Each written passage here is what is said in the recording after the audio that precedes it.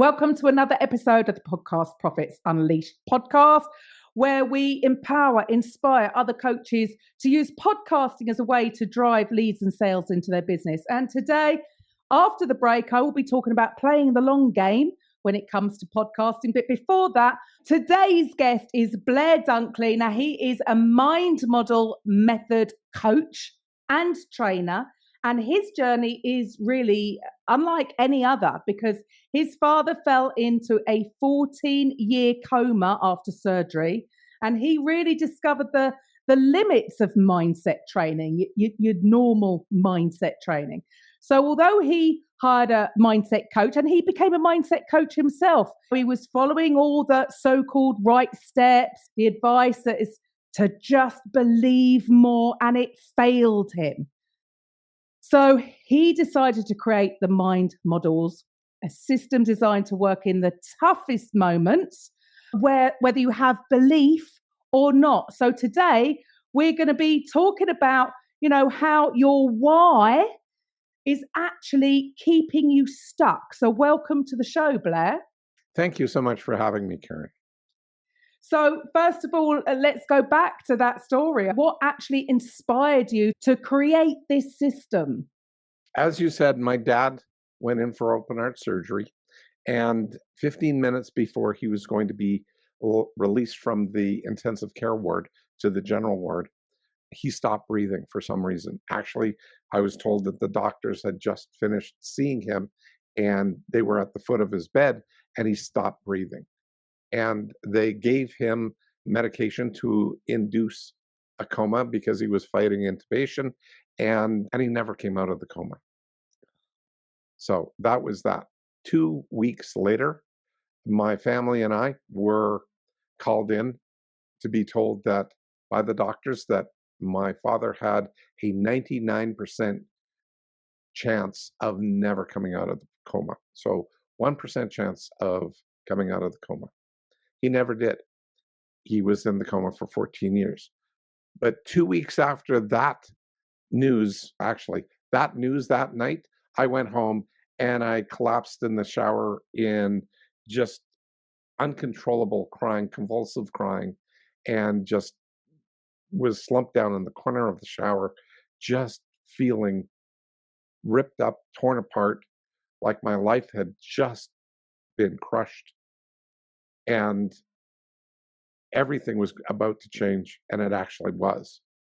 So what I wound up doing was pulling a towel down, turning off the water, pulling a towel down, drying myself off, and getting myself 2 weeks later to see my mindset trainer.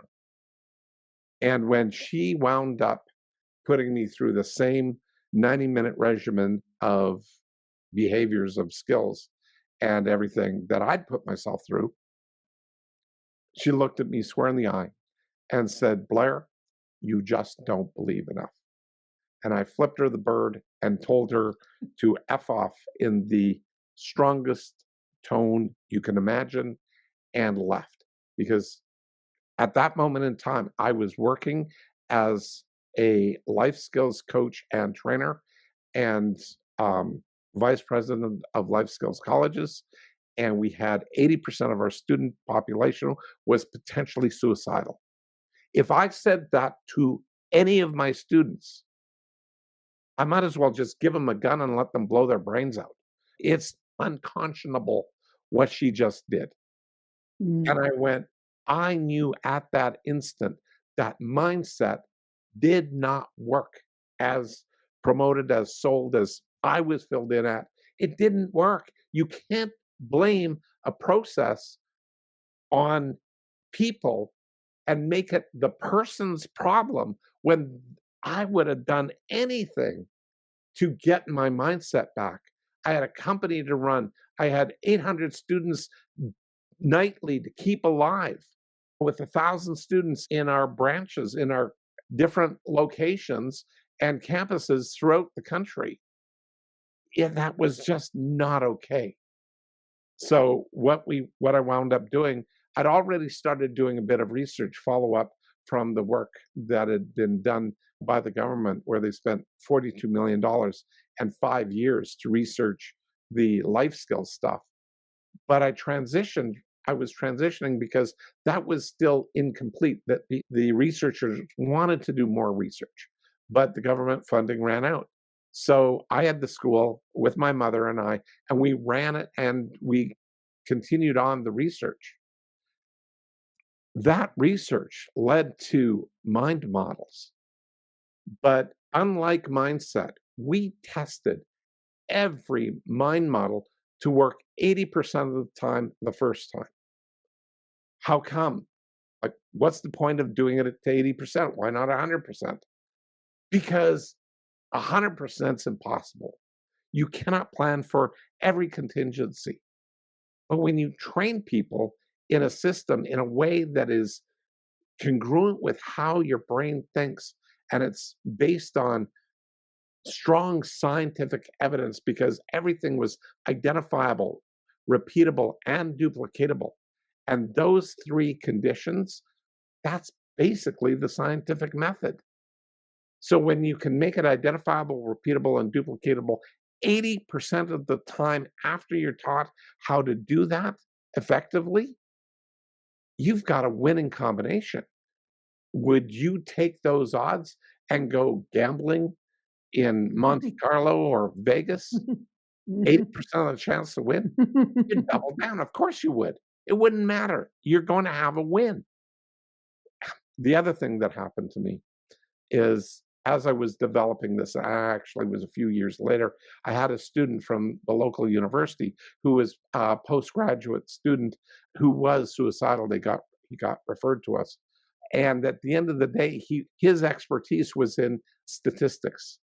And he was working, this is like 30, 40 years ago. It was back when they were taking algorithms and making learning algorithms and fractal equations and statistical analysis to break it down. And he was doing work with learning equations. And at the end of the day, he said to me, Blair, you've been out on calls, haven't you? And I said, like suicide runs. And I said, yeah, quite a few. And he said, how many chances does somebody who's going to kill themselves give you, or who's potentially suicidal, give you before they shut you down and nicely shoo you away so they can go take care of business, kill themselves? And I said, you're suicidal. How many chances would you give me? And I'll write down my number, you write down your number, and we'll take it from there. We did that. We both held up our pieces of paper, and it was 3. And he says, wow, you know that thing that you taught me about evaluation? I went, yeah. That's a mind model. Yeah. When you effectively actually evaluate, like in some of my equations, what happens is you can have almost infinite amount of possibilities out there. But if you effectively evaluate each time with just 3 attempts, the probability is that you're close to that, you're at the tipping point 99.99% of the time. Wow. If you do that. In other words, it's like these magic numbers, and he shared other numbers, 3, 7, 10, 9 or 10, depending on the thing, but prime numbers. But these are amazing numbers. But if you know how to apply the mind model of effective evaluation on your specific issue, and you evaluate it reasonably and fairly, you'll be next to a breakthrough with only 3 evaluations. That was earth-shattering to me. Right. So what you're saying here, or what I'm getting from what you're saying here, is with your process that you've created, you can have phenomenal transformations if you go through it 3 times, just 3 times. Is that what I'm hearing from you? That's a large part of it. The thing here is that most people are looking for solutions and they want an answer. What if You don't go for an answer. Is life not changing so fast that gives you Mm-hmm. whiplash? It's just getting faster and faster. And right now, psychology, coaching even, is not even traditional coaching is not keeping up with the pace. It's trying to give people answers. And in a week, that answer can get blown Could be up and different. it doesn't work Mm-hmm. anymore. Hello, what's the problem with this picture? The problem is people are not resourceful. They're seeking solutions, not resourceful states. What happens if your brain gets put into how to figure out the problem state by practicing evaluating on the problem, and all of a sudden your brain goes, oh, I'm here and I can do it this way and this way. I can figure this stuff out. I've got 3 ways to attempt it. And that's what we do in Mind Model Method Coach training is get people to become resourceful, not give them answers. Ah, it's Okay? about them coming to the conclusion themselves, which is the only Absolutely. way. People, yes, people, if they're just going to try and give them an answer, that there isn't one size fits all. So, what with this, how your why is actually keeping you stuck? Can you share a little bit about that, and then Absolutely. how you fix that? Absolutely. The fix is remarkably easy, but the research I spent, okay, life skills figured out this one page thing called information seeking questions: who, what, where, when, why, and how. I Mhm. had 2 young lads in my life skills group, both of them 18, one from the best part of town, the other from the wrong side of the tracks. Mhm. And I didn't really like the guy that was born with the silver spoon in his mouth that much. He was a nice guy, but very brash. And the other guy just bust his ass. Now, my whole thing was I'm listening to them, and I had this idea that what if the questions that we ask ourselves are we need to ask better quality questions to be able to leverage ourselves into better quality answers. Reasonable hypothesis, right? Mhm. Yeah. So what I did is I did 3 months of testing, and fortunately I had them in there for 4 months. But what I noticed was I did all my stats again, crunched all my numbers, put it all together, took it to my math professor, and my math professor said, Blair, you did your stats absolutely perfect, and your result is absolutely correct. These are this answer is completely does not show any statistical validation based on your own research. So your hypothesis of a better question getting a better answer does not hold true. I'd seen this before in 2 other research papers, one saying it did, one saying it didn't. And so I did mine trying to figure out, oh, I wanted to go this way of saying it did, but it went the other way and saying it didn't. And I went, ah. And I remember crumpling up my paper, lobbing it at a gorgeous arc through the air into the trash. And in midair, I had this epiphany. What if it's just simpler? What if it's as simple as just the question you ask? Anyway, I thought it would take me no time to figure out these things that eventually got called the question concepts. But it took me, I thought I could do this in 6 months and bang it out and transform people's lives. No, 6.5 years of research and figured out that the who, what, when, where, why, and how are the only 6 questions our brain processes. Mm. But who, what, when, where, and how process things differently than the why. The why Mm. loads emotion first and takes you back into your amygdala. It also is a true why. And I have things called disguised question concepts because I realized that these things that we're using, like who, what, when, why, and how, these words are not actually the way our brain processes it. It's the name of the process, not the process itself. And how the brain processes it is the thing that makes the difference. So if you're in a why that's actually a what, it works. But if you're in a why that actually is a why, you're going to give out reasons, excuses, rationalizations, and justifications. It's going to be past-based. It's going to be emotionally loaded. And it's only going to be verified by you internally. You ever get into arguments with somebody else and you're why this, why that, and the argument just keeps on blowing up? Okay?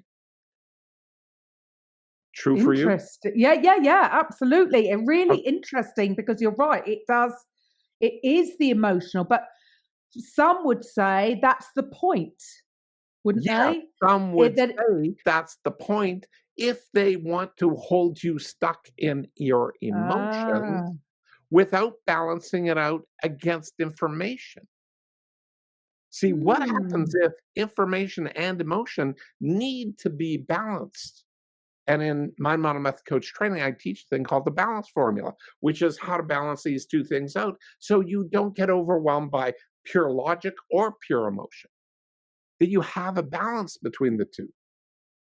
But most of us get trapped in our amygdala, and we can literally brown out our prefrontal cortex, which is our executive center of our brain. And they've got pictures of this actually happening where people have brownouts. The literal area of the brain that gives you your conscious control and executive thinking and decision making and choice, all in the prefrontal cortex. Yet the amygdala, your emotional area, is your lizard brain area of your brain, basically, is all lit up. Okay? It's very whatever. And they're in the middle of an argument. And they can't get into their logic. You actually need an emotion.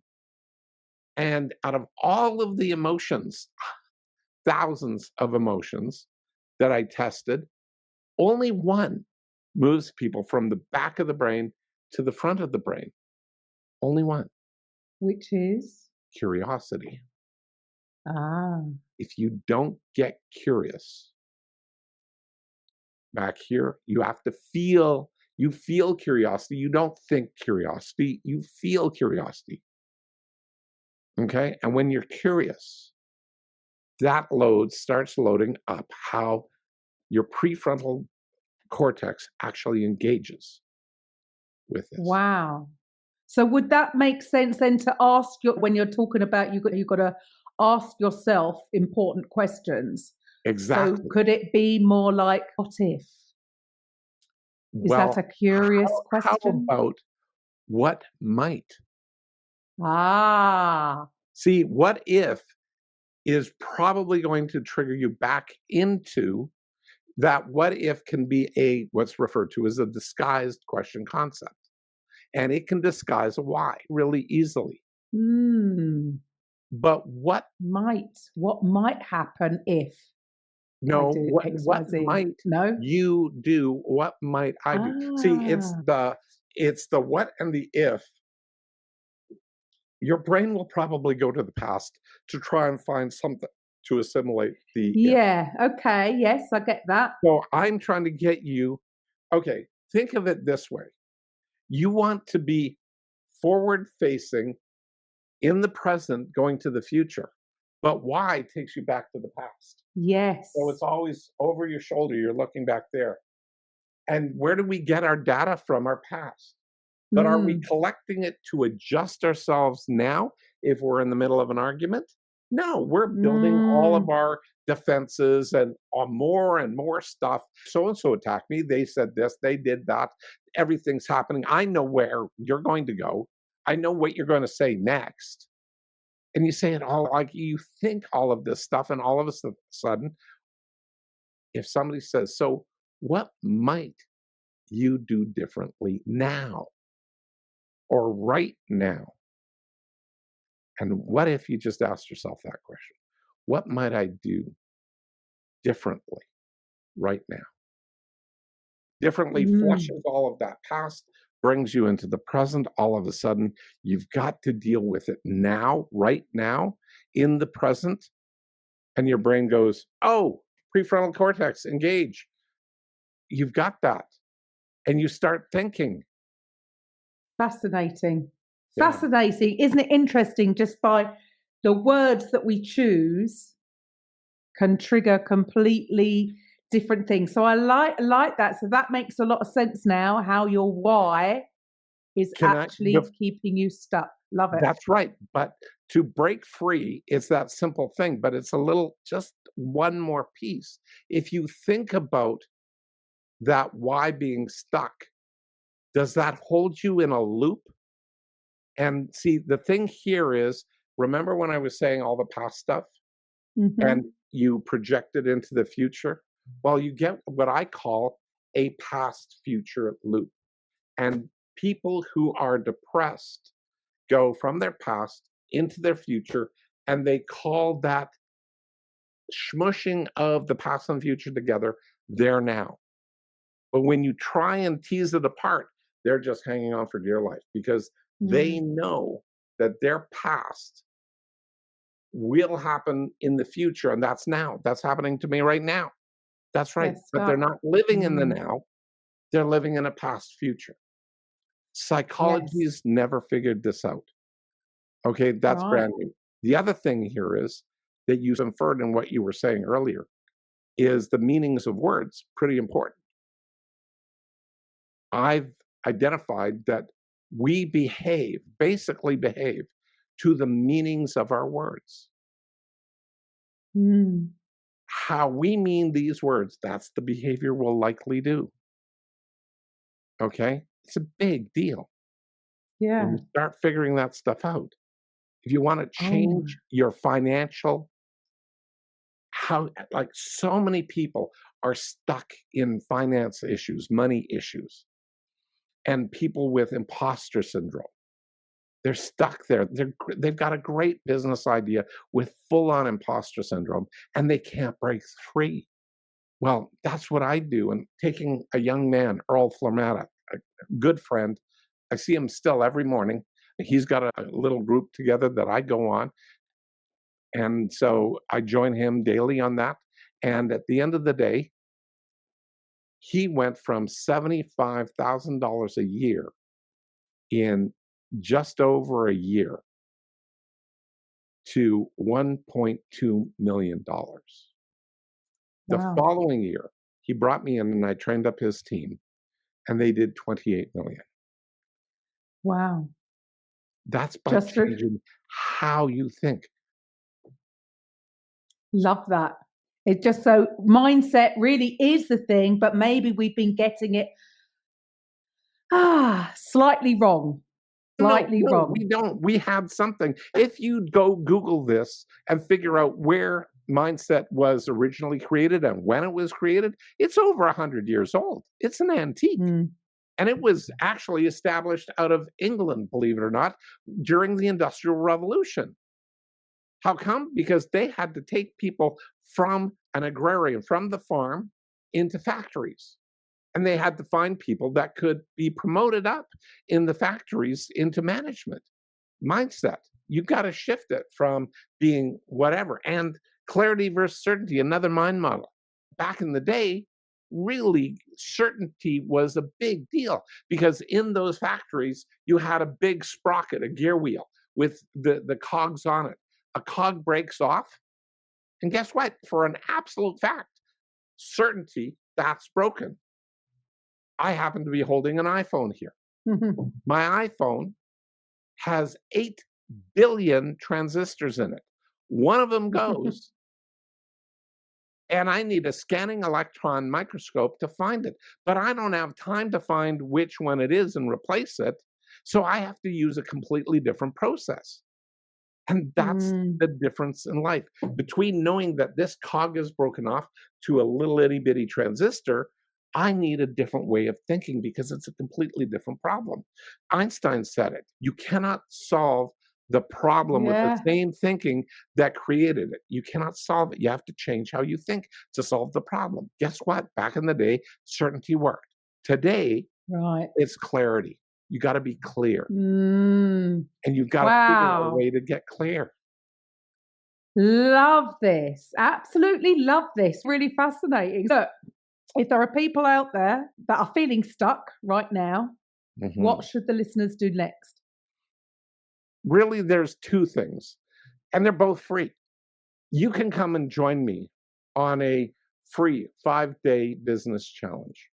And so if you're business oriented or just want to get clear on that yourself, gain the clarity and figure out more what this stuff is about, you can really join me on the 5-day business challenge. And I just gave you a link so you can give that to your listeners. There's another free thing that, well, actually, I'm going to give you two more free things. Well, for the listeners, if they can't, because yes, your links will be in the show notes, but if they're driving the car right now and they're interested, they want to go and do the 5-day challenge, where do they find it? You'll need to go to rewiringthemind.com/challenge sign up. Perfect. Okay. Wonderful. And again, here's going to be the seconds here. There we go. And here is the free gift that I give out. And it's called the 3 E's. And it's some of the most simple yet powerful mind models.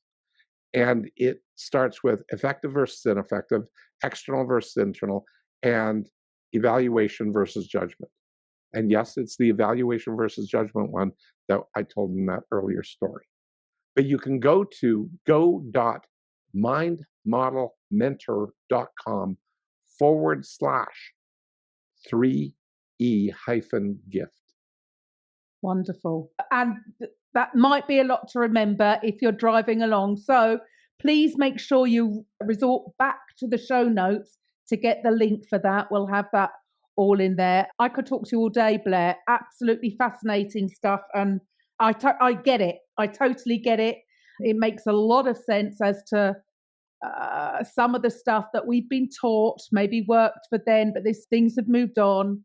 And now to figure out that you want that balance between the emotional stuff and the logical, analytical mind. You need it to come together, because I suppose we're all taught that you got your conscious, you got your unconscious, and it's the unconscious mind that's running things. And so we need to think, obviously we need to think to do stuff, but quite often we will overthink. And sometimes we need to, I say I'm practicing my unthinking. Because quite often that's when the answers come to you. And so I totally understand that, having all this in balance. And so you might be stuck, listeners, not through something that you're doing wrong, but you just haven't learned something new, which is what Blair's going to share. So Blair, thank you so much for your time today. It's been amazing. Loved it. And I will be back after the break, guys, with a little short training as to why playing the long game, if you're in business, is so important, especially when it's relating to podcasting. So thanks for your time, and bye for now. So welcome back. And so today I just wanted to have a quick chat about something that's super important if you're looking to use podcasting to really grow your business. We're talking about playing the long game. Look, I know everyone loves those instant results, right? The quick wins, the immediate gratification. It feels great, but let's be real. Podcasting isn't a place for instant success. If you're in it for the long haul and want to see some serious growth, you've got to think of podcasting as a long-term strategy, not something that's going to blow up overnight. Let me break it down why this long game approach is so important. Number one, building a sustainable audience. First things first, podcasting is all about building an audience over time. Look, sure, maybe you'll get a nice bump in listeners after your first few episodes, but the real magic happens when you show up consistently. Podcasting isn't a sprint, it's more like a marathon. You can't expect to launch a few episodes and have thousands of listeners tuning in right away. People need to get to know you, trust you, and understand what you're all about. And trust. That doesn't happen in 1 or 2 episodes. So if you're thinking, why isn't this working yet?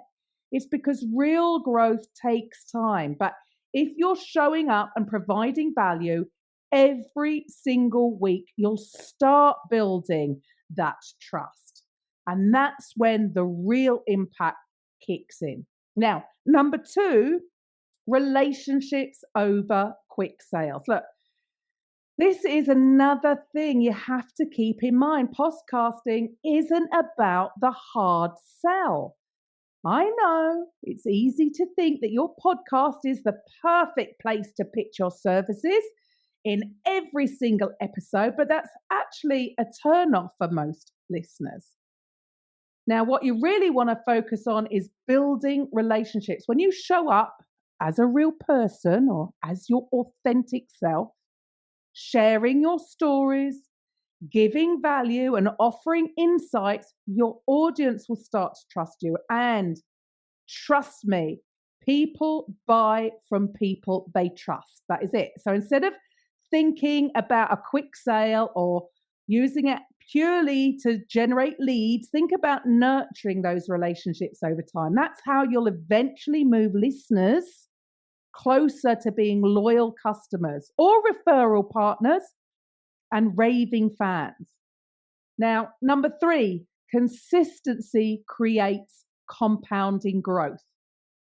The beauty of podcasting is in its consistency. It's not about doing one viral episode and hoping for the best. No, it's about showing up every week, building your library of content and getting the compounding effect to do its thing.